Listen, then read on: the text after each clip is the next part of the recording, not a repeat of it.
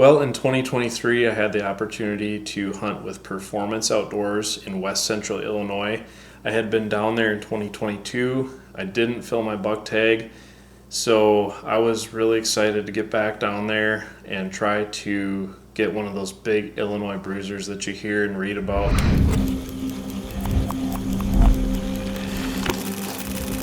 You're here in Kansas or? Illinois is the heartland. It's where the big bucks come from, so really excited to get down there. I arrived, got the gun out, did some shooting, made sure I was on, and then had a nice dinner and discussed some details with some of the guides and made a game plan for the first morning. So the first morning I rode in on an e-bike. First morning here in Illinois, just got set up at a ladder stand. I rode the e-bike in here, got in here nice and quiet. There's some snow on the ground that fell a few days ago. As you can tell, I've got a noisy highway back behind me, so I'm gonna have to stay on my toes. It was situated just off from some ag fields near a bedding area, and the idea was to catch the deer moving off from that field and coming back to bed. I didn't actually see any deer that morning. I saw some squirrels and I heard one deer snort, but that was kind of it for the morning hunt. I'm in a box blind overlooking a winter wheat field this afternoon. There's some oak trees around that are dropping acorns. There's one right in the plot. You can tell the deer are really wearing that out and also hitting the winter wheat. So my scent should be really well contained in this blind. And the other thing is there's a ladder stand on the other side that would be good for the wind, but it's the coverage of the plot just isn't that great. So up in here, my scent should be contained. I should be able to cover anything that comes out into here. And whitetail activity forecast is showing low movement, but the rut has just ended and bucks need to eat. So here I am looking over this green plot. So we'll see if a big buck slips in here to eat something this afternoon. First of all, when I had gotten to the plot, I had opened the hunt zone feature, and that showed me that the wind was going to be blowing right across the plot all afternoon. So I knew that I needed to sit in a different area than what the guide had suggested.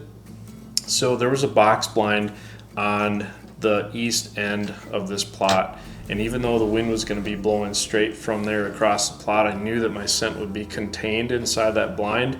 So that's why I made the decision to sit in there. And it worked like a charm. I was actually trying to kill some time, thinking I had the latitude to do that. I was writing an article and I glanced up and there was 2 bucks in the food plot way early, like 2 hours before dark. So I kind of got regrouped, set my phone off to the side. So as I was watching him and kind of trying to pick my shot out, I noticed some limbs were kind of obstructing the shot, and even though they probably wouldn't have deflected my bullet, I just played it safe and waited. Well, it was right when he moved out from those limbs, he threw his head up in the air, and I knew that because I had opened the shooting window, I knew that he had gotten a little bit of my wind. So I knew that I had to hurry up and make the shot, but I didn't want to rush it.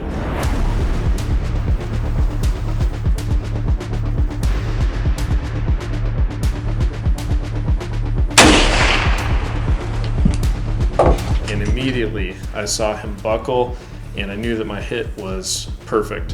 Feeling never gets old. He's got long brow tines and just a short main frame, and he's got some good width on him, and he's at least 3.5 years old.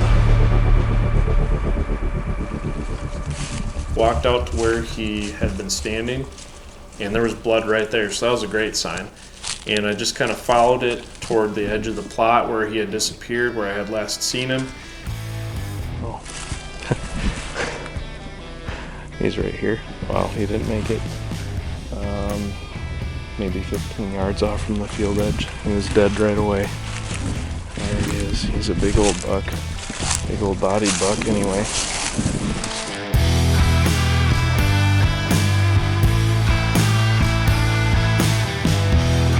Well, he's not the biggest racked buck in the world, but he's got the mass down here. He's got the huge forehead, and what a body.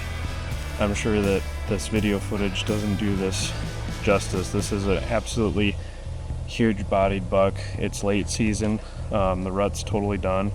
He came out feeding with another buck, and I confirmed that he was one that my guide had trail camera pictures from, back in November, and I saw the long brow tines and the short G2s and G3s, and I knew it was him right away. And just kind of soaking in the moment, and that's when it hit me that I still had a doe tag in my pocket. So I thought, well, there's plenty of daylight left. Maybe I can get my doe and make it a double. So I went and got back up in the stand, had a little bit of time, maybe 45 minutes before dark. It was probably about 10 minutes before the end of legal shooting light, and some of the does actually came back out into the field, and a couple of them came very close, like within bow range. She walked into frame, and I gave her a little mouth grunt. She was slightly quartering toward me, put it right on the point of her shoulder, shot, and obviously knew that it was a perfect hit. She bolted off the field, and definitely heard her pile up back in the woods.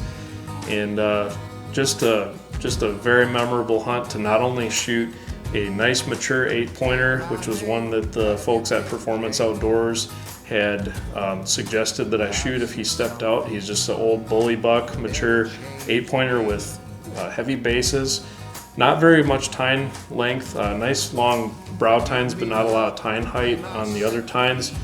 But a great buck, and I was thrilled with him. And more importantly, Illinois deer are some of the best eating deer. They're corn fed, and just happy to have all that meat in the freezer.